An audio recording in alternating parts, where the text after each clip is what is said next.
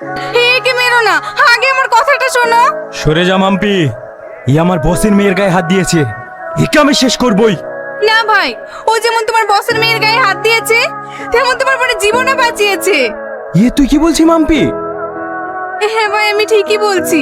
2 মাস আগে যখন আমার অ্যাক্সিডেন্ট হয়েছিল না, তখন তো এই ছেলেটাই আমাকে হসপিটালে নিয়ে গেছিল। তুই আজ প্রাণে বেঁচে গেলি শুধু আমার বোনের জীবন বাঁচানোর জন্য। এই, ওকে খুলে দে। আমার হাত থেকে বাঁচলেও আমার বসের হাত থেকে বাঁচতে পারবি না। তোকে যেখানে পাবে সেখানে কুত্তার মতো মারবে। ভাই, একে কি কোনোভাবে বাঁচানো যাবে না? উপায় একটাই, আমি যতটা জানি বস সত্যি কথা পছন্দ করে।